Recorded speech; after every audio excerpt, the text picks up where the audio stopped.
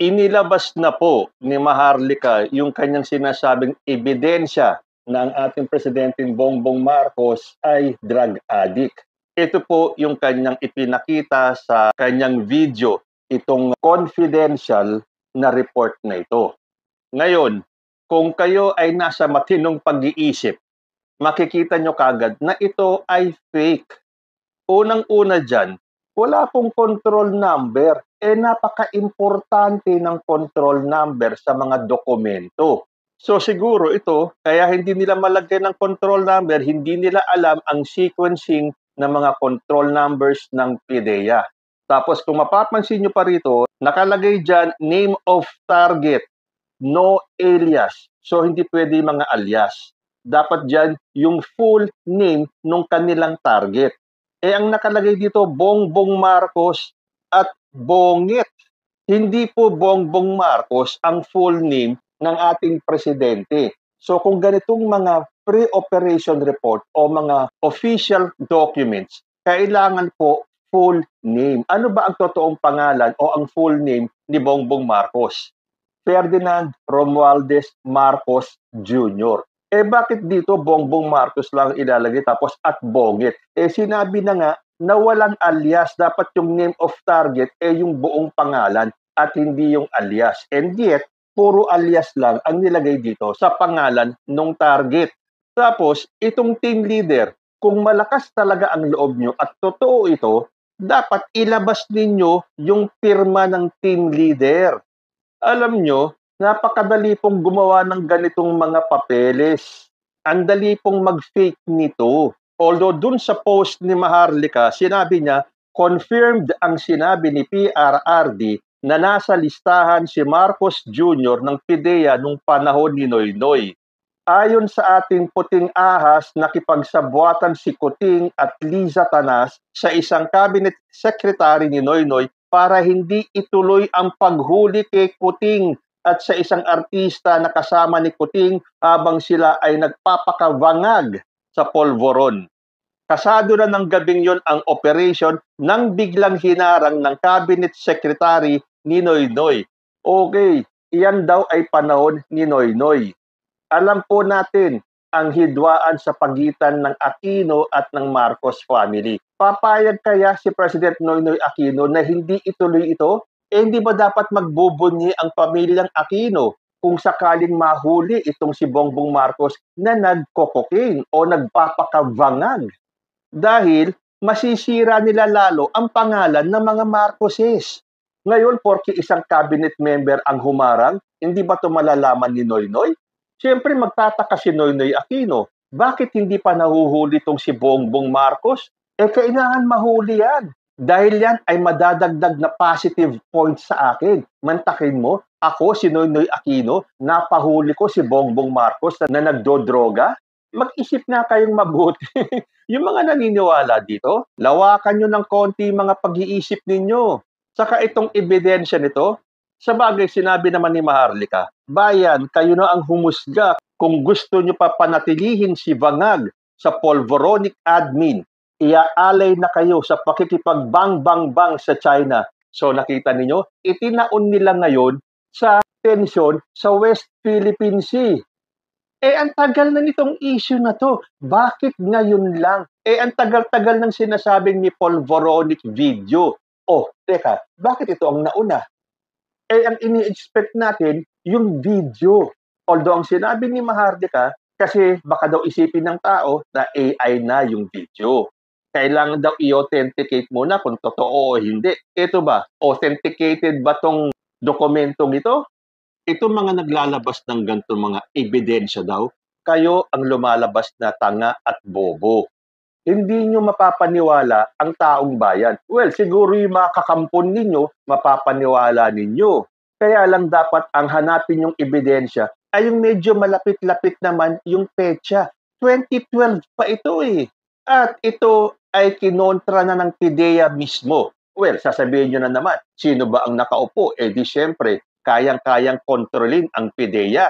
O para makasigurado tayo, sabihin ninyo kung sino ang naglabas nitong ebidensyang ito. Pangalanan ninyo. Although siyempre sasabihin nyo, bakit naman lalabas kung sino yan? Eh siyempre matatakot yan at baka ipakidnap ni Lisa Smugs. Alam nyo, hindi na po kumakagat sa tao yung mga pakulo ninyo. Ito ba yung bonggang pakulo na sinasabi ni Maharlika? Part 1 lang daw po ito ng ebidensya. Dahil yung susunod yung video, although mahihirapan sila sa video, dahil nga daw baka isipin ng tao na AI lang or inedit lang, then ang dali-dali na po, what with the technology ngayon, ang dali pong mag-edit at mag-alter ng mga videos. Eh ito, hindi ba madaling gumawa nito? Sa recto nga lang, pwede ka magpagawa nito eh. At sa panahon nito, na naglalabas yung mga fake news na mga katulad ni Maharlika, nila Crisette Laureta Chu, nila Jay Sonsa. Nakita nyo na ba yung post ni Crisette Laureta Chu at ni Jay Sonsa? Na mabuti na lang may mga netizens tayo na magaling mag-research at nakikita nila yung original photo na inalter ng mga nag-post nito. Hindi ba kayo nahihiya sa ginagawa ninyo? Para lang siraan si President Bongbong Marcos na akala ninyo masisira ninyo. Kayo ang nasisira sa mga ginagawa nyo. Nawawala na yung kredibilidad ninyo kung meron man. Halatang halata na sa panahong ito, pilit yung binabagsak si President Bongbong Marcos. Tapos sasabihin ng iba dyan, may malaking budget daw para sila ay siraan. Ito, magkano kaya ang budget naman para siraan si President Bongbong Marcos? At sa tingin niyo, basta-basta na lang kayong may mapapaniwala? Sa tagal ng polvoronic video na yan, na ang hinihintay ng tao ay yung video, ang ilalabas nyo, dokumento, na hindi tayo talaga sigurado kung ito ay authenticated or totoo, napakadali pong gumawa ng mga fake na mga dokumento.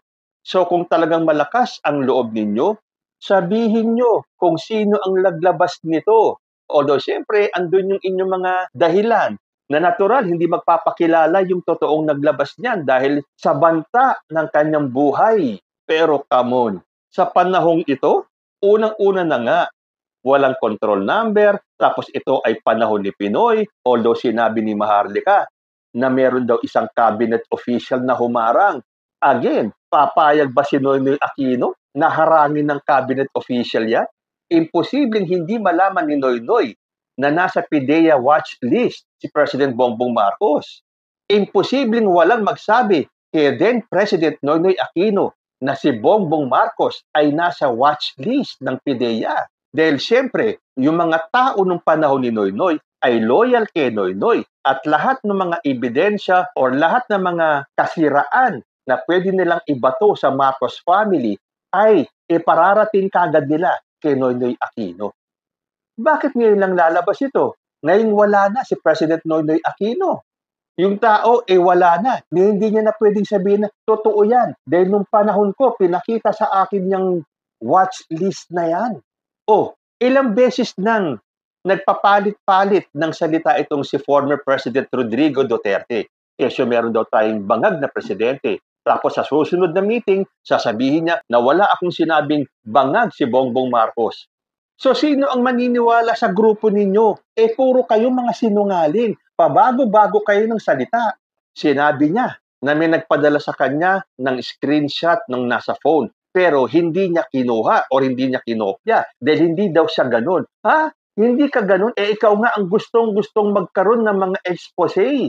Hindi mo kokopyahin yung pinadala sa'yo? Parang hindi si Maharlika yung nagsasalita na hindi daw niya kinopya dahil baka wala pa daw permiso. Ngayon, ito may permiso na daw na ilabas itong dokumentong ito. Come on, hindi po tanga ang taong bayan. Hindi nyo na mapapaikot-ikot ang isipan ng taong bayan. Well, yes, meron kayong mapapaniwala. Yung mga diehard na mga anti-Marcos ay maniniwala dyan. Pero kung ito ngang si former president ay papalit-palit ng paniniwala, oo, bangag, tapos sa susunod ay hindi bangag, paano pa kami maniniwala sa inyo? Ito mga nagpapalabas na mga sundalo daw na dumating na sa Pilipinas para maghanda ng gera, yung pala mga fake pictures pala to. Ito pa kayang si Maharlika? Well, ganyan lang po talaga. May pros, may cons, may pro, may anti. Maganda po yan. Hindi natin maiaalis na may mga anti. Diyan natin makikita sa performance ng taong sinisira nila. Dahil sa panahon na 'to, kanino pong pangalan ang sirang-sira ngayon? Dito po sa mga Duterte.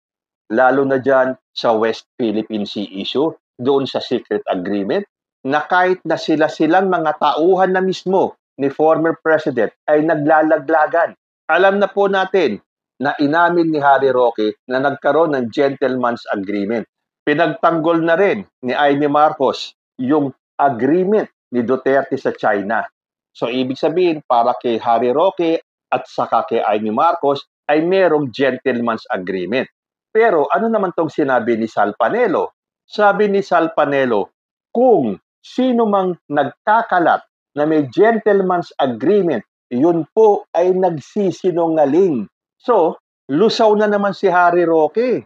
Tandaan nyo nung sinabi ni Harry Roque na tumawag daw sa kanya si former President Rodrigo Duterte dahil anytime daw ay huhulihin na at dadamputin ng ICC si Duterte. Hindi ba yun ay kinontra ni Sal Panelo? Kasi sabi ni Harry Roque, hindi ako nakatulog kasi tinawagan ako ni Tatay Digong at ang sabi niya, nakakuha siya ng impormasyon na anytime daw baka siya ay arestuhin. Pero ano ang sabi ni Panelo? Tinawagan ko si PRRD at ang sabi niya, hindi ko tinatawagan yan. Wala akong tinatawagan. Sa madaling sabi, fake news.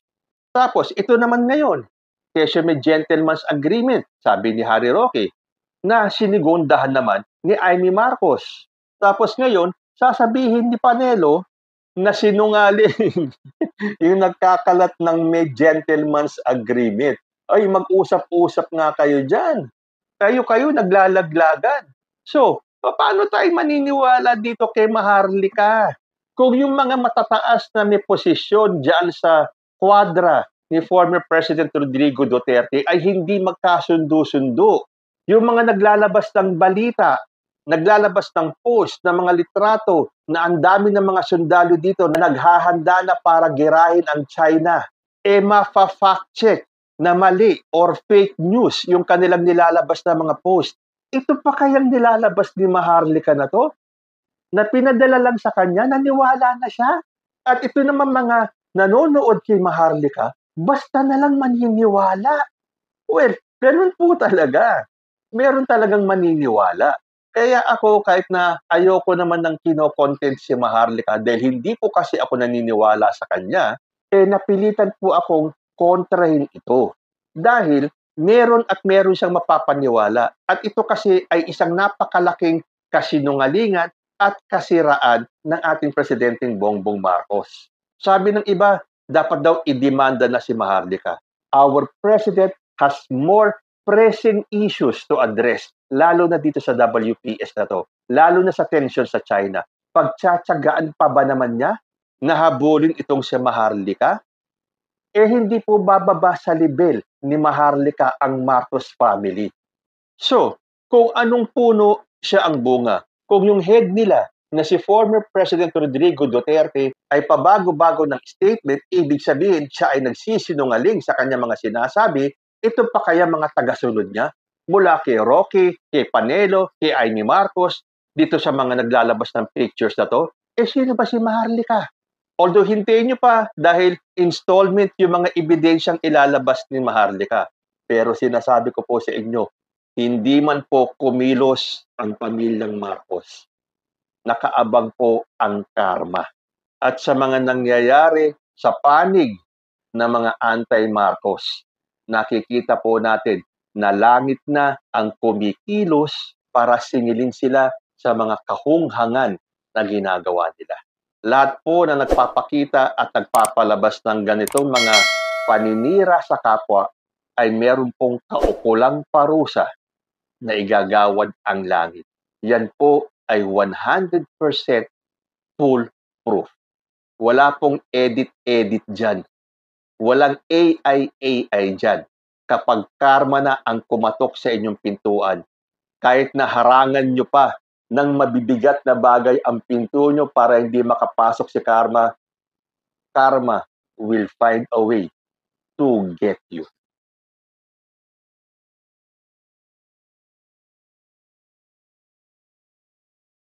Kayo po, ano ang masasabi ninyo?